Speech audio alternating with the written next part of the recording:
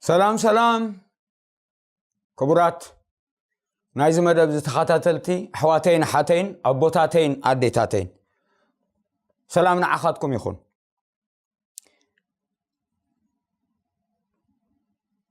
أبتي تقام ودأتا حدا دقيق ترفخلون حومات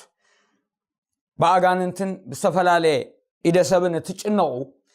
سم يسوس كريستوس عبالعلو خلو بعد سلطاني ما زيتي قريبكم تنحو أبتزحموكم أبجنباركم زيتي جبروا ما شم يسوس كريستوس كتوع كل دما مساي بأمنة حبرو جابير كأخفو سكمي نايلو ما أرسنا جنا سب أبتعم لحظة دالو مدحن قدر لو وده يبلون مسحب قدسي بزعبا مدحن سب انتايبل جابير زدالو مدحن سبكي ناتو قدي اللو وده وانجيل مستنقرو نتو وانجيل كنصبو ديو كقبلو كأمنو ديو كخدو قدر اللو وده بزعبا زخن رئينا امو جابير كزاربنا نسألي قدوس أبو نمسكنا كان نخبره كان علينا كابزل عالم نزل عالم تقدس سم كايب بارخ حجد ما بزعبا مدحنا خن مهار كلنا نسخا كاب تقدس قالكا እግዚአብሔር አምላኬ ብርሃን ከተብርሃልናሞ ንልብና ዝረትዕ ንመንፈስና ዘበራብር ንሐሳብና ዘንቅሕ ካብ ቅዱስ ቃልካ ብርሃን ክትለቀልና ንልምነካ ኩለኻ በኻን በአኻን ንአኻኒሞ ክብሩን ዓኻ ይኹን አሜን እግዚአብሔር ይመስገን እምበኣር ከምቲ ዝበልክኹም ተቐሪብኩም ጽንሑ ድሕር ዛ ትምህርቲ እዚኣ ሓደ ደቂቕ ተርፎ ከሎ ክንጽሊና أرستنا كدغملكم سب أبتا أملاخ زدالو مدحان قدال لو دو يبولون أبز حالفك زي تمعدو مادة أزي بقعات كوينة منبر مرعس تداليو بزبل أب سبخ قوة أزون مقاد صلتيو أب تاريخ بيت كريستيان كرؤخو لنا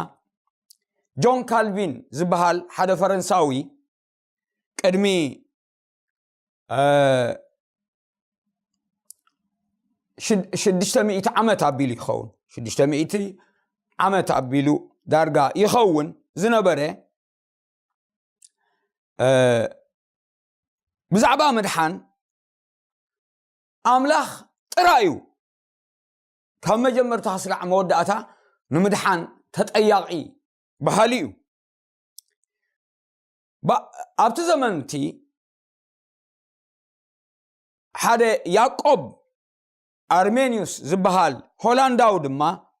نسون كومو شديشة مئتي عمد زقبره سبن بركة أبتي እግዚአብሔር ዝቀረበሉ ናይ ጸጋ ምድሓን ግደለዎ ሰብ ከዓናቱ ግደለዎ ባህላዩ ሓደ ግደ ይብሉን ሰብ ይብል እሱ ድማ ጆን ካልቪን እዚ ያዕቆብ አርሜን ዝበሃል ከዓ ሰብውን ግደለዎ ባህላዩ مصحف قدس كي انتايبل ازي جون كالفين زبهال ناي سنة صحف ناي سنة ملكوت تمارا ماري سب كلنت النقو بحاتيات سبالا شوس لزخونه نتي املاخ زقربلو مدحان كقبلون عقم يبلون بحالايو سلازي املاخي اقدمو بتزدحنن زيدحنن مديبو وديئو ما سلازي تزدحن فلوتيو تزيدحن دما فلوتيو بحالايو يسوس كريستوس تسعيلو امسكال زموتو موتوين ناتوم قدم زحرم እግዚአብሔር نعوم كدحن بر نخل سباي كونن بحالايو سلازي توم زدحنو نتي تقرب لهم ጸጋ እንበخبلو አይክእሉን يوم እግዚአብሔር بزبل بيلو كم زقبلو إزقبرهم زين ጸጋዩ እትናባታቶም ዝቀርብ ምድሓን ባህላዩ ስለዚህ ምድሓኖም ካብ መጀመርታ ክሳዕ መወዳእታ በአምላኽ ስለዝኾነ ሓደኳ ካብቶም ዝድሕኑ ዝጠፍእ የለን ባህላዩ እዚ ያዕቆብ አርሜኒዩስ ዝበሃል በአንጻሩ سب ولو بحطيات كواي بالا شمبر ناي እግዚአብሔር ጸጋ ናይ ወንጌል ምድሓን ወንጌል ምሰበሰረሉ ነቲ ዝሰምዖ ወንጌል ክነጽጎ ድዩ ክቅበሎ ሕራይ ክብሎ ድዩ ከኣብዮ ምርጫ ወይ ፈቃድ ኣለዎ ባህላዩ ስለዚ ሕርየት ካብ ኣምላኽ ዝተበገሰኳ እንተኾነ እግዚአብሔር ብክርስቶስ ኢየሱስ ዘዳለዎ እኳ እንተኾነ እቲ ምድሓን ሰብ ግና ነቲ ዝተቐረበሉ ናይ ወንጌል ብስራት በእምነት ነጸጋ ምስተቀበለ እዩ ዝድሕን ስለዚ ኣብ ምርጫ ጥራይ ጠጠው ዝበለ ይኮነን ባህላዩ በዚ ምኽንያት እዚኡ ክርስቶስ ንኹሉ ወዲ ኣዳም ይሞይቱ ነቶም ሰሓሪው ጥራይ ይኮነን ኢሉ ነቲ ናይ ጆን ካልቪን ትምህርቲ ዘፍርስ ስለዚ ነጸጋ ዝቀረበሎም ናይ ምድሓን ጸጋ ድማ ክነጽግዎ ድዩ ክቅበልዎ ኣብ ምርጫኦም ተደረተ ተወሰነ ይኸውን ኢሉ ምድሓን እውን ነቲ ተቀበልዎ ምድሓን ብጥንቃቄ ብምስትውዓል እንተ ዘይሒዞሞ ንሓጢአት ርእሶም ንዓለም እንተ ደኣ ከገልግሉ ካብቲ ዝተዋህቦም ናይ ምድሓን ጸጋ ንድሕሪት ተመሊሶም ክወድቁ ይኽእል እዮም ምድሓኖም እውን ከጥፍኡ ይኽእል እዮም ኢሉ ነቲ ናይ ጆን ካልቪን ሓንሳ ምስ ደሓኑ ድሒኖም እዮም ዝተርፉ ዝብል ዘፍርስ ሓሳብ የምጽእ እሞ እዞም ክልተ ተመራመርቲ ናይ መጽሓፍ ቅዱስ ዝበልዎ ሰሚዕኩም ኣለኹም እንታይ እንተን ዓበይቲ ዝዛረቡለ ነጥብታት ብሕፅር ዝበለ ከቅርበን ሰብ ነዳዩ ናይ እግዚአብሔር ነገር ክቅበለሉ ዝኽእል ዓቅሚ የብሉን ሕርየት በጃነት ጸጋ ድሕነት ብዝምልከት ይትርእስቶም ኣብዚ ዘተኮረ አርእስቲ አልዒሎም እዮም ዝዛረቡ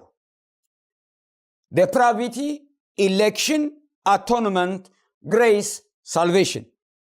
ንድየት ሕርየት ቤዛነት ጸጋ ድሕነት እሞ መጽሓፍ ቅዱስ ብዛዕባ ምድሓና እንታይ ይብል ክንምርምሮ ከለና እዞም ክልተ ሰባት ኣብ መጽሓፍ ቅዱስ ገለ ብርሃን ከይረኸቡ ኣይኮነን ነዚ ዝብልዎ ዘለው ክጽሕፍዎ ወይ ክምዝግብዎ ክኢሎም ይኹን እምበር እቲ መራምሮኦም ምልኣት ዘለዎ ከይከውን ይኽእል እዩ መጽሓፍ ቅዱስ ክንሪኦ ከለና ናይ እግዚአብሔር ኣሰራርሓ ካብ ዓቕምና ንላዕሊ ከም ዝኾነ ፍሉጥ እዩ ስለዚ ጳውሎስ ብዛዕባ እዚ ሕርየት ብዝምልከት ካብ ሮሜ ታሽዓይ ምዕራፍ ክሳብ 11 ተጻሒፉ ዘሎ ኣብ ምዕራፍ 11 መወዳእታ ቁጥሪ ካብ 33 ክሳብ 36 ክዛዝሞ ከሎ ወዳጄ ዝብል ወዳጄ ማዕሙቕ ሃብቲ ኣምላኽን ጥበቡን ፍልጠቱን ይብል ክንደይ ዘይምርመር ኮታ እዩ ፍርዱ ይብል ክንደይ በኣሰር ዘይርከብ እዩ መንገዱ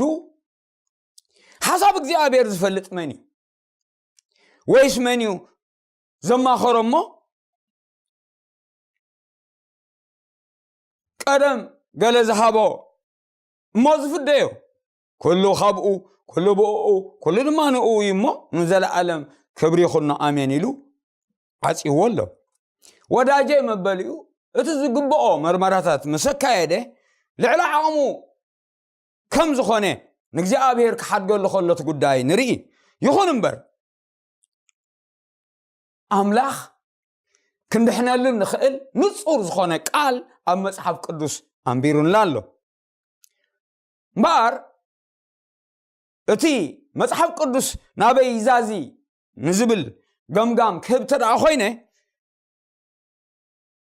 ኣብ ናይ ካልቪን ስነ መጎት ሰብ ኣብ ምድሓን ግደ የብሉን فقادن مرجعان يبولن كبل كما غير يخل سب مرجع زي يبولن تخوين دعا سلامنتاي املاخ ابولي كيدان كونه اب حدش كيدان نود سب بمرجع كقبلو عدل زخفتلو بارسب مرجع الله مرجع سب ابولي كيدان ابنت ازي ابزداغم 30 كاب 10 حدا خص 10 تصحيفو زلو ابرومي معرف 10 كاب 6 كس 13 باولوس دغيمو ولو اذا انا لو مزكا زلخو تازازات يبل ابزداغم 30 كاب 10 حدا خص 10 ناخا عزيز شجرن كاب خزر حقنا يكونن مو ناب سماي زدي بلنا زمصالنا كنغبرخ از سمعنا من يخيتبل اب سماي يكونن بحر الساغرلان زمصالنا كنغبرخ از سمعنا مو منيو كيتبل دما اب سغر بحر يكونن اتقال ما انت تغبرس اب افكان اب لبخان ازيو قربايو رأي لومي هيوتن موتن صبقن كفؤن اب قدميخا امبيرل كالو ስለዚህ የምርጽና አለው ማለት እዩ በህይወት ምእንት ክትነብር ክትበዝሕ ኣብ ታሕቲ ወርሳት ኣትዋ ሃገር ድማ እግዚአብሔር ኣምላኽካ ምእንት ክባርኸካ ንእግዚአብሔር ኣምላኽካ ከተፍቅሮ ብመገዱ ክትከይድ ትእዛዛት ሕጋጋት ድማ ክትሕሉ ኣነ ሎሚ እዘካ ኣለኹ ምስ በለ ውርድ ኢልና እንተ ርኢናዮ ኣብ ታሕቲ ወርሳ ዮርዳኖስ ተሳጊርካ ኣትዋ ምድሪ መዓልታትካ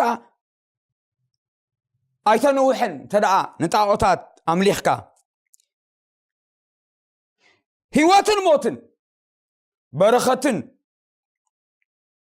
ህይወትን ሞትን በረኸትን መርገምን ኣብ ቅድሜኻ ኣምቢረልካ ከም ዘለኹ ኣባኻ ንምስክር ሎሚ ሰማይን ምድርን ፀዊዕ ኣለኹ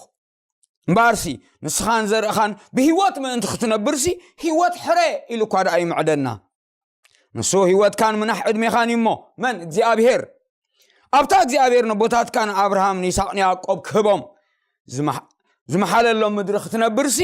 ንእግዚአብሔር ኣምላኽካ ኣፍቅሮ ቃሉ ድማ ስማዕ ናብኡ ድማ ልገብ ይብል እምበር ምርጫ ኣሎ ረአ ኢሉ ሎሚ ህይወትን ሞትን ጽቡቕን ክፉእን ኣብ ቅድሜኻ ኣንቢረልካ ኣለኹ ወርዲ ኢለኸ ህይወትን ሞትን በረኸትን መርገምን ኣብ ቅድሜኻ ኣንቢረልካ ከም ዘለኹ ኣባኻ ንምስክር ሎሚ ሰማይን ምድርን ጽውዕ ኣለኹ ይብል ማር ወንጌል ምስ ቀረበልና ክንመርጽ ናተይ ናትኩም እንግዲህ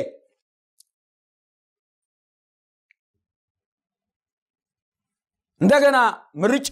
ኣብ ሓድሽ ኪዳንከ ኣሎ ድዩ ንሰብ እቲ ነፍስ ወከፍ ዘብርህ ብርሃን ሓቂ ኢሉ ኣብ ወንጌል ዮሐንስ ምዕራፍ 1 ፈቅዲ 9 ናብ ዓለም ይመጽእ ነበረ እቲ ነፍስ ወከፍ ዘብርህ ብርሃን ሓቂ ናብ ዓለም ይመጽእ ነበረ ኣብ ዓለም ነበረ ዓለም ውን ብኡ ኾነት ዓለም ግን ኣይፈለጠቶን ናብቶም ናቱ መጽ እንታይ ክገብር ከብርሃሎም ግዲ እቶም ናቱ ኣይተቀበልዎን ስለዚ ምርጫኦም ይዘመልክት ዘሎ ነቶም ተቀበልዎ ዘበሉ ብስሙኑ ዝኣምኑ ግና ውሉድ ኣምላኽ ክኾኑ መሰል ሃቦም ይብል ስለዚ ነቶም ከብርሃሎም ዝመጽ ደቂ እስራኤል ስለዝነጸግዎ ገጹ መሊሱና ባሕዛብ ናብቶም ዝቅበልዎ ኸይዱ ካልእከ ኣብ ወንጌል ዮሐንስ 3 ምዕራፉን ብርሃን ናብ ዓለም መጽ ሰብ ግና ግብሮም ክፉእ እሞ ካብ ብርሃንሲ ጸልማት ፈተው ኢልስ ምርጫኦም ጸልማት ከም ዝኾነ እዩ ዝሕብር ዘሎ ኣብ 3 ምዕራፍ ወንጌል ዮሐንስ ካብ 14 ክሳዕ 21 ዘሎ አንብቦ سجل لكم أب قصر 36 كان تايبل بودي زأمن نايزل عالم هوت اللاتو تبودي زي أمن جنا قط عام لخدا أبو ينبر برني هوت أيكرياني سلزي نايم أماننا قدي أبسب كم زلو يحبر أوان قال يوحنا سجل لناون كو نتعينو زبر هالو شك على خي عينو زحويو سبعي مسقو قوسي أتا بود أم لخدا تأمني خايلو مسرخبو نسخا قويتاي بو خامن سن السماني لو يسد ما ريخايو زمسخا زارب زلو نسيو إلو نسخا قويتاي أأمن ስለዚህ ጎይታ ባዕሉ ኸይተረፈ ምርጫ ኸቅርቦ ከለኹ ለይና ንሪ ኣምን በለ ሰገደሉ ድማ ድሓር ኢየሱስ እንታይ ኢሉ أنا أتوم زيريو من تخريو أتوم زريو خا كعرو نفردي أنا بز عالم زي أزمة أخيلو توم برأسنا أنا نصدق عين لنا عيننا زبرهلنا أيد ليناني زبلو ما كم تزل خوان برو حاجة زايد ليكمني أنا قلنا توم عورات عين رئنا لنا عيننا بابرهلنا نزبلو نجن نعم كبرهم عينهم مسكفت كلما برهان كبرهلهم نزيه مسئين فردي كبل كله نري بار اتمحراي بوغن أملاخ تراي زودا أيكونن يسوس سقاله بيسود أمو سلمنتاي مص بجا كل سبك سلمنتاي دوم يفسس نتوم حريات رايو أمسكال تسقيلو نو حتيات عالم زي رح قنشل أملاخ أي بلندي يوحنس أو إنجيل يوحنس معرف حدا فقد 19 أما سوي دمو زفسسسي نود أدامي خنياتو أبرومي معرف حموشتين فقد حموشتين شديشتين غنا دخومات كلنا كريستوس منتي عمستي موتي غنا صلاتو خلنا كريستوس بجانا حلفه كبل كلنا نري أبرومي حمشاي معرف كاب حموشة سقع شمونت سلازي بدومو نصدق سلازي خنا أمن كينا أمن مرجع ألونا እግዚአብሔር ይመስገን ካው ተረፈ ኢየሱስ ክርስቶስ አመስቀል ክስቀል ኮሎ ሌላን ጉሌላን የብሉን ንኹሉ ናብኡ ዝመፀ ዘበለ ከድሕን ይሞይቱ ማርሕዋተይ ሓደ ሰብ ጎይታ ምስ ተቐበለ ኣብዛ ምድሪ እዚኣ ክሳዕ መወዳእታ ክስዕብ ከዓ ግደለዎ ኣብ ቀዳማይ ጢሞቴዎስ ምዕራፍ 6 ካብ 12-18 ተንቢኩሞ እንታይ ዝብል ኣሎ ኣታ ጢሞቴዎስ ንስኻ ግና ካብቲ ሰባት ደድሕሪ ገንዘብ እናኸዱ ዝስሕትዎ ዘለው ካብኡ ህደም ብንጽህና ጽድቂ ብእምነት ብትዕግስቲ ተጋደል ነታ ህይወት ዘለዓለም ድማ ሓዛ ኣብ ቅድሚ ብዙሓት ንምስክር ዝተኣመን ካላ ህይወት ዘለዓለም ሓዛ ስለምንታይ ይብሎ ስለዚ ነቲ ተቐበልናዮ ገንዘብ ሕድሪ ብመንፈስ ቅዱስ ብእምነት ብጽድቂ ክንሕልዎ ተጸዊዕና ኣለና እምበር ምድሓና ኸይነጥፍእሲ ኣብ ምጽኣት ከዓ ኸይንሓፍርሲ ከምቲ እተቐበልናዮ ኾይና ክሳዕ መወዳእታ ብእምነት ክንጸንዕ ኣምላኽ ይደግፈና ስለዚ እንታይ ይብል ካብ ውድቀት ክንሕሎ ከም ዝግባአና ጴጥሮስ ክዛረብ ከሎ ከምዚ ይብል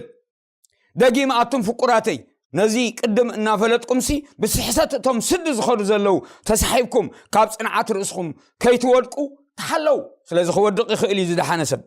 ብጸጋን ብፍልጠት ጎይታና መድሓኒና ኢየሱስ ክርስቶስ ዳ ዕበዩ ንዑ ሕጅን ንመዓልቲ ዘለዓለምን ክብሪ ይኹኖ ኣሜን ይብል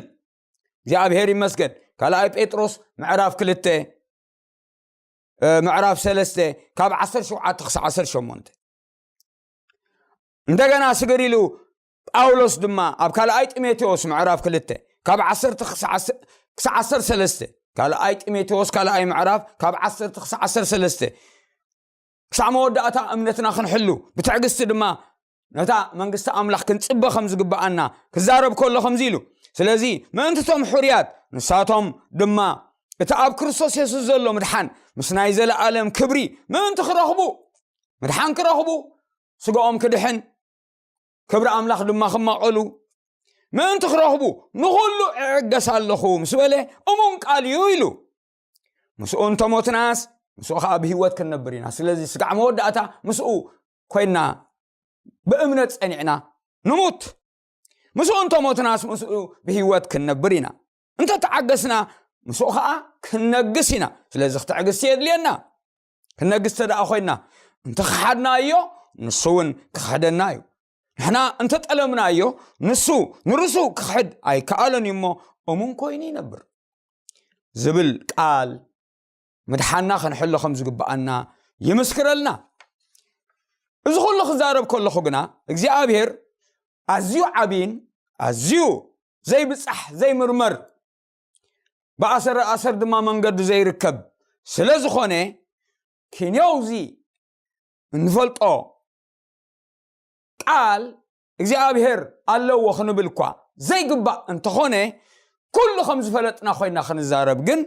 ትኽክል ኣይኮነን ምኽንያቱ እግዚአብሔር ዓብዩ ዕብየቱ ክገልጽ ከሎ ኣብ ኢዮብ ምዕራፍ 11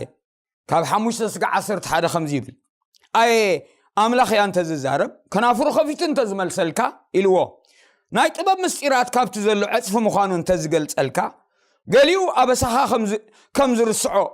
መስተባሃልካ ነርካ ኢልዎ ንመዓሞቕ ኣምላኽ ዶ ከተቑሮ ንመልኣት እትኹሉ ዝኽእልሲ ከተቑሮ ትኽእል ኢኻ ካብ ሰማይ ልዕል ይብል እንታይ ክትገብር ኢኻ ካብ ሲኦል ይዓሙቕ እንታይ ክትፈልጥ ኢኻ ስፍሩ ካብ ምድሪ ይነውሕ ካብ ባሕሪ እውን ይሰፍሕ እዩ ንሱስ ንኸንትነት ሰብ ይፈልጦ ንሱስ ንኸንትነት ሰብ ይፈልጦ ንዓመፃ ከዓ ሃሰስ ከይበለ ይረኽቦ እሞ ንሱ እንተሓለፈ እንተዓፀወ ኣፍርድ እንተኣከበ መን እዩ ዝኽልክሎ ይብል ሕዋተይ እግዚአብሔር ክንበፅሖ ዘይንኽእል ኣምላኽ እዩ ከምቲ ጳውሎስ ዝበሎ እምበኣር እዚኡ መዛዘሚና ወዳጄ ኢልና ኢና ንዛዝሞ መዓሙቕ ሃብቲ ኣምላኽ ጥበቡ ፍልጠቱ ፍርዱ ብኣሰር ዘይርከብ ዘይምርመሪ ካልእከ ሓሳብ እግዚአብሔር ዝፈልጥከ መን እዩ ኸ ዘማኸሮ መን እዩ ኸ ቀደም ገለ ዝሃቦሞ ዝፍደዮ እምበር እግዚአብሔር ዓብዩ ንሕና ግና በቲ ዝበርሃልና ሓቂ ብኡ ክንመላለስ ኣምላኽ ይደግፈና እንታይ ኢሉ ሙሴ ኣብ 29 ዘዳግም ፍቅድ 29 እዚ ቃል እዚ ሙሴ ተዛሪቡሎ ኣብ 29 እቲ ስውር ነገር ዘበለ ናይ እግዚአብሔር ኣምላኽና እዩ ኩሉ ቃላት እዚ ሕግዚ ምእንቲ ክንገብሮ እትግሉጽ ንዘለዓለም ንኣናን ደቅናን እዩ በቲ ተገሊጹልና ዘሎ ቃል ከምቲ ዝበፅሐናዮ ነቲ ቃል ብርሃን ሒዝና ንምድሓና ክንሕልዎ ግደ ከም ዘለና ክንፈልጥ ኣምላኽ ይደግፈና ንኽንድሕን ግና ካብ ርእስና ይኮነን ኣምላኽ እዩ ካብ መጀመርታ ኣዳልይዎ እዚ ኣብ ካልኣይ ጢሞቴዎስ ምዕራፍ 1 ፍቅዲ 9 ተዛሪብዎ ኣሎ ኣብኡ ጥራይ ከዓ ዘይኮነስ ኣብ ኤፌሶን እውን ገሊጽዎ ኣሎ እንታይ ይብል እስከ ነንብቦ እቲ ንምድሓና ዝኸውን ጸጋ ዘዳለወ ግና እግዚአብሔር ባዕሉ እምበር ሰብ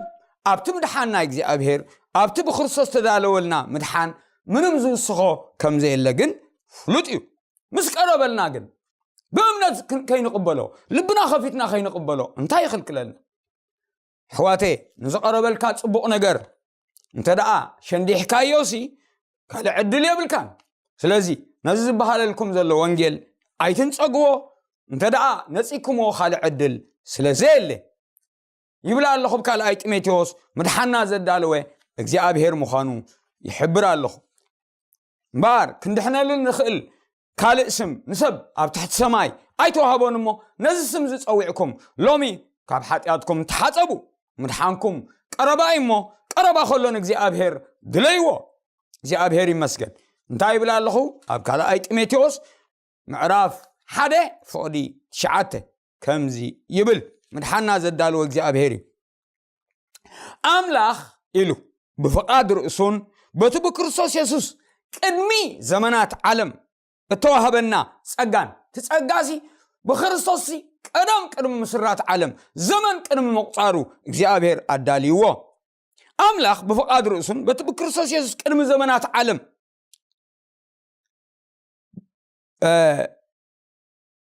እተዋህበና ጸጋን ኣድሓነና ትጸጋሲ ቀደም ተዳልዩ ንምድሓና ዝኸውን ብቅዱስ ጽዋዓውን ጸዋዓና ብወንጌል ገይሩ ጸዊዕና እምበር ብግብርና ኣይኮነን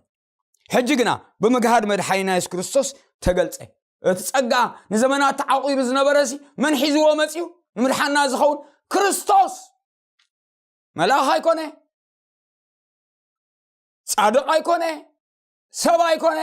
ክርስቶስ እቲ ስጋ ለቢሱ ካብ ሰማይ ዝመጸ